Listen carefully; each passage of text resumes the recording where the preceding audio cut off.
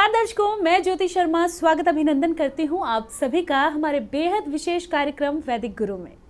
हमारे आज के इस कार्यक्रम में हम चर्चा करने जा रहे हैं वास्तु शास्त्र के विषय में। क्या है वास्तु शास्त्र, किस तरह से वास्तु शास्त्र कार्य करता है, हमारे घर का वास्तु किस तरह का होना चाहिए, कमर्शियल वास्तु किस तरह का होना चाहिए, आज इस विषय पर चर्चा करेंगे। और इस बारे में तमाम जानकारी के लिए इस वक्त हमारे साथ स्टूडियो में मौजूद हैं वासु शर्मा जी। चलिए सबसे पहले मिलकर वासु जी का स्वागत करेंगे। वासु जी, बहुत स्वागत करूंगी कार्यक्रम में आपका। मेरा नाम वासु शर्मा है जी। वासु जी, जैसा कि मैंने कहा कि वास्तु के बारे में चर्चा करेंगे, तो वास्तु के बारे में चर्चा हो, लेकिन उससे पहले जानना जरूरी है कि वास्तु है क्या। मैं चाहूंगी आप बताएं हमारे दर्शकों की वास्तु आखिरकार है क्या। वास्तु अपने आप में ही अपने बारे में बताता है। वास्तु मतलब जहाँ तू वास करे, जहाँ हम रहते हैं वहाँ पर जो भी हम चीज़ें यूज़ करते हैं वो किस जगह किस तरह कहाँ प्लेस होनी चाहिए ताकि उनकी एनर्जीज, पॉजिटिव एनर्जीज हमें रिफ्लेक्ट करें, तो वही वास्तुशास्त्र कहलाता है।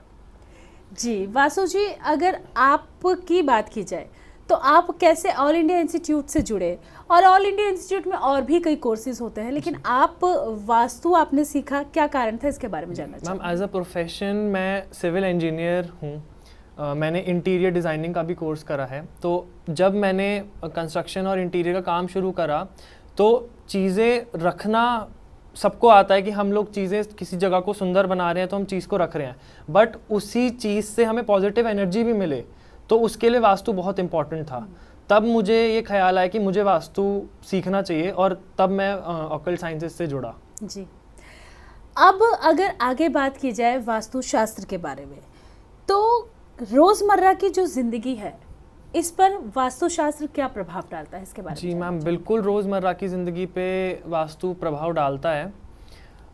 हम कहाँ बैठकर खाना खा रहे हैं, किस दिशा में अपने पैर करके सो रहे हैं, कहाँ अपनी चीज़ें रख रहे हैं, कहाँ अपने पैसे रख रहे हैं, तो ये सारी चीज़ें वास्तु मतलब ये हमें रिफ्लेक्ट करता है हमारे ऊपर।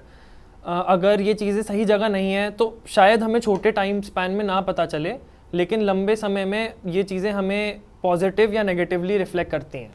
जी वासु जी, एक मेल हमारे पास आया है और इनका नाम है दिशा, और इनका कहना है कि मैंने हाल ही में नया घर लिया है और मेरे नए घर का जो फेसिंग है वो साउथ की तरफ है। जब से हम नए घर में शिफ्ट हुए हैं मेरे हस्बैंड की तबीयत खराब रहती है, उनके बिजनेस में प्रॉब्लम चल रही है, तो क्या घर का साउथ दिशा में होना की वजह से है हमारी लाइफ में ये प्रॉब्लम्स आई हैं, इसके बारे में जानना चाहती हूँ। मैम, साउथ दिशा से नहीं फ़र्क पड़ता। फ़र्क ये पड़ता शायद घर की दिशा की वजह से ना हो, कोई और कारण हो घर में कि उनको ये हेल्थ इश्यूज आ रहे हैं। जी। हेल्थ का मेजर इशू ये भी हो सकता है कि शायद उनका मंदिर या किचन सही दिशा में ना दे रखी हो, तो इसके और भी रीजंस हो सकते हैं। ये हम देखकर ही बता सकते हैं कि क्या फ़र्क है। जी वासु जी, जैसे कि आपने कहा कि मंदिर और पूजा घर जो है वो भी एक रीज़न हो सकता है कि वो सही दिशा में नहीं हो। तो अगर हम घर के पूजा घर की बात करें, घर में पूजा घर का बेहद महत्वपूर्ण स्थान होता है, तो वो घर में किस दिशा की तरफ होना चाहिए, मैं चाहूँगी इसके बारे में भी आप बताएं। देखिए, पूजा घर के लिए बेस्ट जो दिशा होती है वो होती है north east. North east Shiv ji का स्थान होता है। हम जो रोज़मर्रा की जो हम मंत्र पढ़ते हैं, पूजा करते हैं, उसमें भी शिव जी का मेंशन होता है सारे मंत्रों में। तो नॉर्थ ईस्ट सबसे अच्छी डायरेक्शन है। सुबह जब सूर्य उदय होता है तो सबसे पहले नॉर्थ ईस्ट में किरणें भी सूर्य की पड़ती हैं जो मंदिर को पवित्र करती हैं। तो north east is the best direction. Vasu ji, कई लोगों को देखा जाता है वो अपने बेडरूम में ही पूजा घर बना लेते हैं, तो क्या बेडरूम के अंदर पूजा घर होना चाहिए या नहीं होना चाहिए?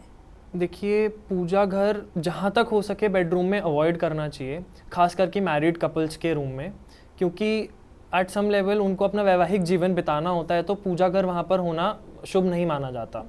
घर के हम किसी भी ईशान कोण में, घर के ईशान कोण में जो कि नॉर्थ ईस्ट डायरेक्शन होता है हमारा, उसे ईशान कोण कहा जाता है, वहाँ पर अगर हम अपना पूजा घर प्लेस करें तो सबसे अच्छा होगा और सबसे पवित्र होगा। और बेडरूम्स में जहाँ तक हो सके हम अवॉइड ही करें तो बेहतर रहेगा। जी वासु जी, जैसे कि हमें एक मेल आया था और उन्होंने कहा कि साउथ की तरफ मेरा घर है, तो इस वजह से शायद उनको किसी ने बोला होगा या कैसे भी, उनको नहीं पता। तो मैं ये जानना चाहती हूँ कि घर का जो मेन डोर है वो कौन सी दिशा में सबसे शुभ माना जाता है? देखिए, नॉर्थ फेसिंग और ईस्ट फेसिंग घर बहुत शुभ माने जाते हैं। नॉर्थ और नॉर्थ ईस्ट में भी दरवाज़ा अगर घर का मेन गेट दिया जाए तो वो बहुत अच्छा होता है। कि ये जैसे कि मैंने बताया कि मंदिर के लिए भी बहुत अच्छा है। नॉर्थ और ईस्ट से हमारा सूर्य उदय होता है, उस तरफ हमारी किरणें पड़ती हैं सबसे पहले। तो सबसे बेस्ट डायरेक्शन जो बोला जाता है कि नॉर्थ ईस्ट घर फेसिंग होना चाहिए। जी, अब आपने अपना खुद के घर के बारे में तो बता दिया, लेकिन बहुत सारे लोग हैं जो किराए के घर पर रहते हैं, तो वो जब किराए के लिए घर देखने जा रहे हैं तो उनको किन विशेष बातों का ध्यान रखना चाहिए कि मुझे ये घर लेना चाहिए किराए पर, क्योंकि वो किराया देकर रह रहे हैं, तो उनके लिए उनकी भी अपनी वास्तु के अकॉर्डिंग उनकी भी रिक्वायरमेंट्स हो सकती हैं, तो वो किस तरह का घर देखना चाहोगे, इसके बारे में आप ज़रूर बताएं। देखिए, अगर किराए का घर हम लोग देखने जाते हैं तो हर बार पॉसिबल नहीं हो सकता कि उसकी एंट्रेंस हम अपने हिसाब से ले सकें। उसमें होता क्या है कि जो मान लीजिए हम एक फ़्लैट किराए पे ले रहे हैं, तो जो फ्लैट में हम अपनी चीज़ें, हम अपना बेड किस तरह लगा रहे हैं, हम अपनी किचन पहले से बिल्डर ने शायद बनाकर दे रखी होगी, वो पहले से बनी होगी, शायद पॉसिबिलिटी है कि वो अग्नेय कोण में साउथ ईस्ट में हम ना कर पाएँ, बट जहाँ तक हो सकता है हमें अपनी चीज़ें वास्तु के अकॉर्डिंग ही प्लेस करनी चाहिए जितना पॉसिबल हो। कि किचन हम कोई गर्म वाली चीज़ लगा रहे हैं तो वो साउथ ईस्ट यानी अग्नेय कोण में लगाएं, पूजा घर बना रहे हैं तो नॉर्थ ईस्ट में लगाएं, बेड हम इस तरह लगाएं कि हमारे पैर नॉर्थ की तरफ फेस कर रहे हैं। तो हमेशा वास्तु हम 100% नहीं लेके चल सकते, लेकिन जहाँ तक पॉसिबल है कि हम वास्तु को जितना हम वास्तु के अकॉर्डिंग चीज़ें रख सकते हैं उतना ज़्यादा बेहतर रहता है। जी, इसके साथ ही हमारे घर में एक ऐसी जगह भी होती है जहाँ हम अपने पैसे रखते हैं, जहाँ हम अपनी ज्वेलरी रखते हैं, या कोई भी कीमती कागज़ जो होते हैं वो हम उस लॉकर में रखते हैं। तो हमें अपने घर में वो लॉकर कहाँ बनाना है, किस तरह से बनाना है, मैं चाहूँगी इसके बारे में आप ज़रूर बताएं। देखिए, लॉकर रखने के लिए सबसे अच्छी जो दिशा होती है वो होती है नॉर्थ दिशा। क्यों होती है? क्योंकि वो कुबेर का स्थान होता है। कुबेर जी कहा जाता है कि वो पैसे की, धन की रक्षा करते हैं। तो नॉर्थ डायरेक्शन सबसे अच्छी होती है। घर के नॉर्थ की दिशा में हम अगर अपना लॉकर रूम रख रहे हैं तो बहुत शुभ है। उस लॉकर रूम को साउथ की दीवार पर रखें ताकि उसका जो द्वार है वो नॉर्थ की ओर खुले। नॉर्थ डायरेक्शन में साउथ की दीवार पे उसका जो द्वार है वो नॉर्थ की तरफ खुले, तो सबसे शुभ माना जाता है। जी, वासु जी, इसके साथ ही एक मेल हमारे पास आया है और इनका नाम है दिनेश। इनका कहना है कि ये प्लॉट ले रहे हैं, घर बनाना चाहते हैं अपना, तो प्लॉट लेने जब भी जा रहे हैं तो इन्हें एक जो प्लॉट पसंद आया है वो टी पॉइंट के पास है, तो टी पॉइंट पर है। तो ये जानना चाहते हैं कि जो ये घर ले रहे हैं वो आसपास वास्तु के अकॉर्डिंग किस तरह का होना चाहिए, और टी पॉइंट पे जिनको ज़मीन मिल रही है, प्लॉट मिल रही है खाली, क्या वो ठीक है या नहीं। देखिए, टी पॉइंट को वास्तुशास्त्र की भाषा में वेद कहा जाता है, जो कि शुभ नहीं माना जाता। वेद कुछ कमर्शियल प्लेसेस के लिए वेद अच्छा होता है, वो भी एक पर्टिकुलर डायरेक्शन में, लेकिन घरों के लिए वेद अच्छा नहीं माना जाता है। तो मैं उनको कहना चाहूँगा कि अगर वो इस प्लॉट को अवॉइड कर सके तो बेहतर होगा। जी, वासु जी, अगला सवाल भी मेरा यही है कि जब भी हम नया घर लेने जाते हैं या फिर हम फ्लैट ले रहे हैं, और आजकल तो जब सोसाइटीज़ बनती हैं तो उसमें पहले ही फ्लैट्स में जो फैसिलिटीज़ होती हैं उसमें ये ऐड ऑन होता है कि आपको सोसाइटी में एक मंदिर भी बनाकर दिया जाएगा।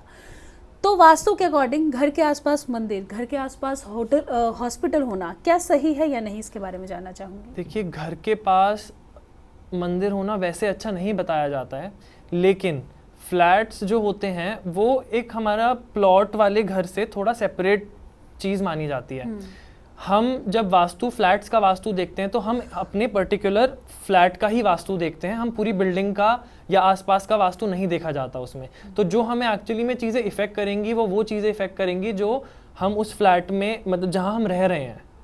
तो वो एक रेजिडेंशियल जगह ज़रूर हुई, लेकिन वहाँ पे अन्य लोग रह रहे हैं, तो वहाँ पे मंदिर एक अगर सही दिशा में दिया जाए तो वो बुरा नहीं माना जाता। जी, इसके साथ ही अगर हम घर की बात करें और घर के ढलान की बात करें, तो घर की जो ढलान है वो किस दिशा की ओर होनी चाहिए। जी, घर की ढलान हमेशा नॉर्थ ईस्ट की तरफ नंबर 1 पे रहनी चाहिए। साउथ वेस्ट से हमेशा मकान ऊंचा रहना चाहिए। ढलान हमेशा नॉर्थ ईस्ट की तरफ दीजिए। ईस्ट, अगर नॉर्थ ईस्ट पॉसिबल नहीं है तो नॉर्थ या ईस्ट की तरफ दीजिए ढलान, लेकिन हमेशा नॉर्थ ईस्ट की तरफ ही देनी चाहिए। जी, अगला मेल हमारे पास रुचि का आया है और इनका कहना है कि मैं अपने बेडरूम को रिनोवेट करवा रही हूँ, तो मेरा जो ड्रेसिंग टेबल है, मेरी जो अलमीरा है और मेरा जो बेड है, वो किन-किन दिशाओं में मुझे लगाना है, प्लीज़ आप मुझे सजेस्ट करें। देखिए, बेडरूम में हम कहते हैं कि हमेशा साउथ की तरफ सर होना चाहिए और नॉर्थ की तरफ पैर सोते हुए। तो अगर हम अपना बेड नॉर्थ की तरफ फेस करके लगाएं तो वो सबसे बेस्ट डायरेक्शन मानी जाती है। इसके पीछे एक साइंटिफिक रीज़न भी है, क्योंकि अर्थ की जो मैग्नेटिक वेव्स होती हैं वो साउथ टू नॉर्थ ट्रैवल करती हैं। तो अगर हम उन वेव्स के डायरेक्शन में ही सो रहे हैं तो वो बॉडी के लिए बहुत अच्छा होता है और हमें रोगों से बचाता है। रही अलमारियों की बात, अगर आप अलमारी में अपने तिजोरी भी साथ में लगा रहे हैं, पैसे, कोई कीमती कागज़, गहने, जवाहरात रख रहे हैं, तो वो हमेशा कमरे के नॉर्थ डायरेक्शन में रखिए। पॉसिबल है तो साउथ की वॉल पे रखिए, जैसे कि मैंने पहले भी बताया, और उसका द्वार हमेशा नॉर्थ की ओर ही खुलना चाहिए। और जब आप अपने तिजोरी और कपड़े साथ में बना रहे हैं तो तिजोरी का अलग से एक खाना होना चाहिए, कपड़ों के या परफ्यूम्स के साथ में नहीं रखना चाहिए। जी, वासु जी, यहाँ पर एक बहुत बड़ा सवाल ये उठता है, क्योंकि मैं पर्सनली भी बहुत सारी घरों में ये चीज़ें मैंने देखी हैं कि कुछ लोग जो हैं वो वॉशरूम के साथ ही एक बड़ा सा चेंजिंग रूम बना देते हैं, जहाँ उनकी अलमीरा भी होती है और वहीं उनका ड्रेसिंग रूम भी होता है। तो वॉशरूम के साथ ही जो ये सब चीज़ें वो एक साथ बना देते हैं, क्या वो वास्तु के अकॉर्डिंग सही है या नहीं? देखिए, वास्तु ये कहता है कि सब चीज़ों का अपना एक स्थान होता है। पहले क्या हुआ करता था कि पहले लोग वॉशरूम, बाथरूम सब घर से बाहर बनाया करते थे, लेकिन आजकल सब अपनी सहूलियतों के हिसाब से चीज़ें सबके पास और करीब ही रखना चाहते हैं। जी। देखिए, अब उसको हम ठीक नहीं कर सकते, लेकिन उसमें ये किया जा सकता है कि जो हम अलमारियां लगा रहे हैं या अपने बाथरूम या वॉशरूम में जो भी हम चीज़ें, कमोड लगा रहे हैं, वॉश बेसिन लगा रहे हैं, वो हम डायरेक्शंस के हिसाब से लगाएं, तो वो कहीं ना कहीं वास्तु को सही कर देता है और नेगेटिव इफेक्ट कम से कम रहता है।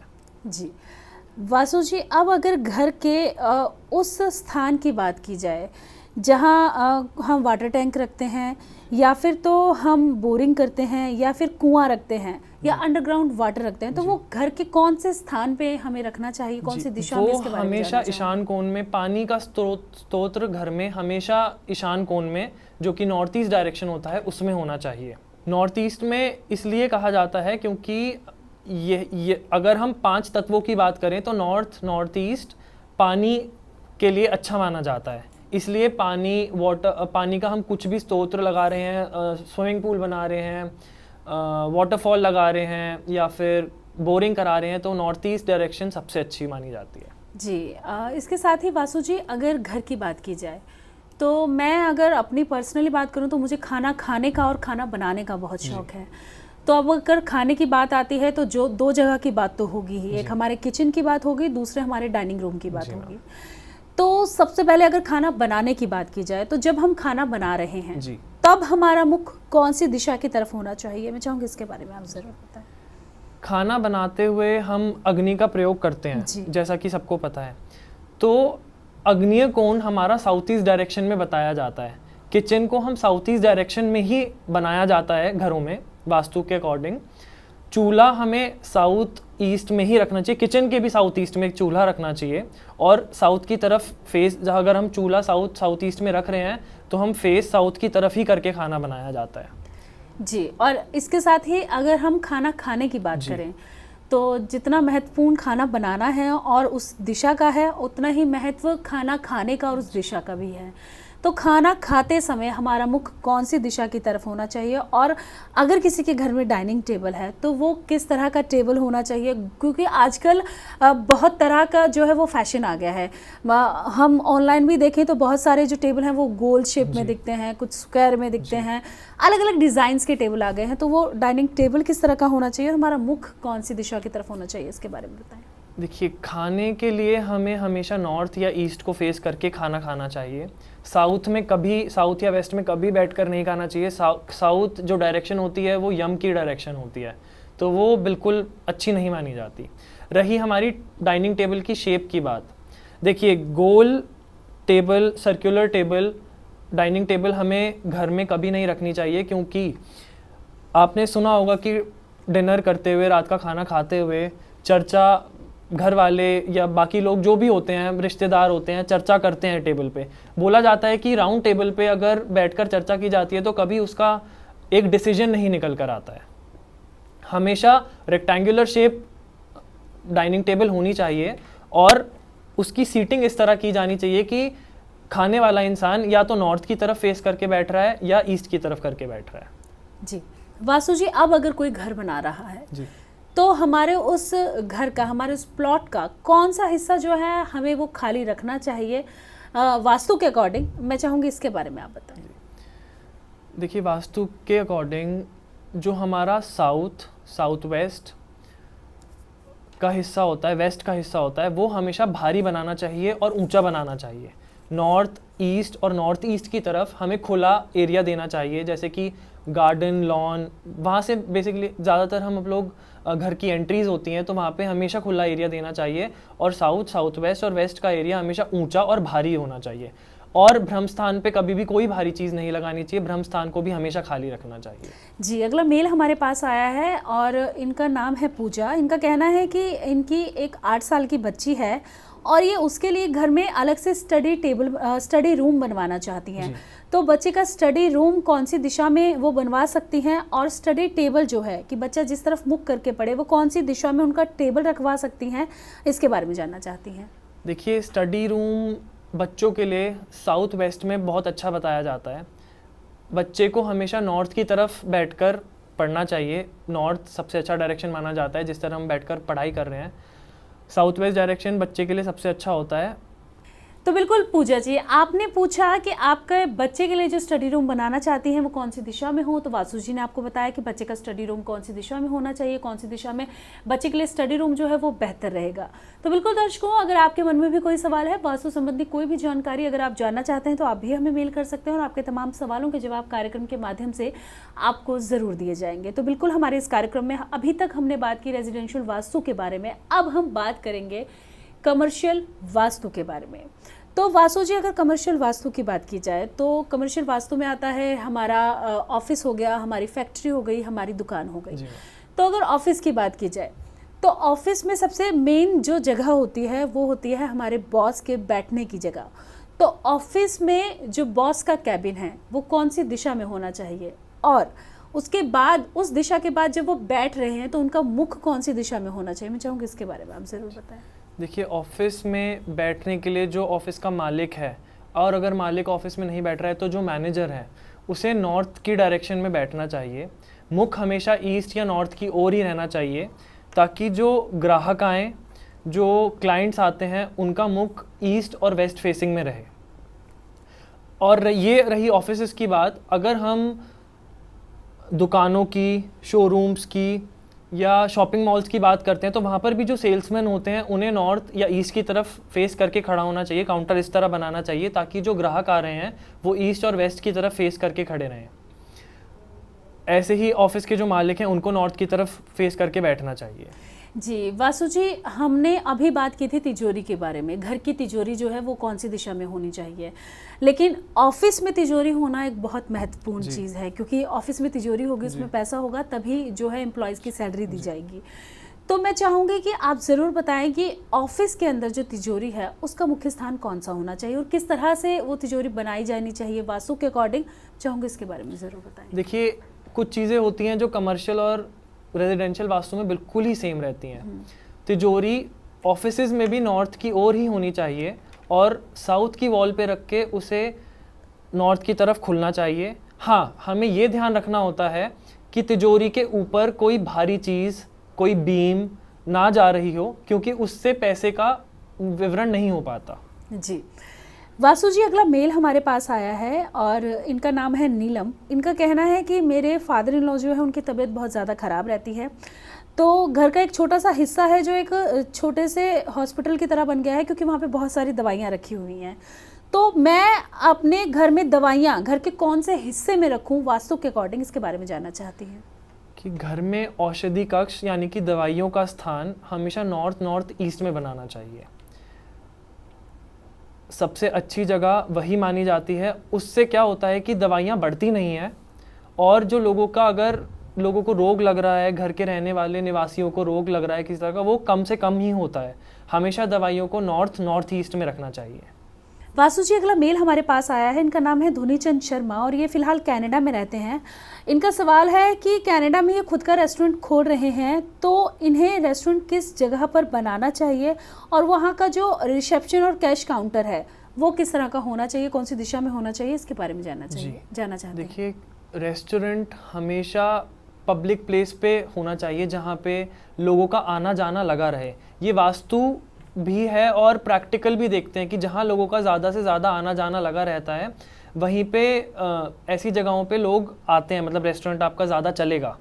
रही कैश काउंटर और रिसेप्शन की बात, कैश काउंटर हमेशा रेस्टोरेंट के एंट्रेंस से राइट की तरफ होना चाहिए और जो रिसेप्शन होती है वो हमेशा एंट्रेंस के लेफ़्ट की तरफ होना चाहिए। रेस्टोरेंट का किचन हमेशा साउथ ईस्ट की तरफ दिया जाना चाहिए।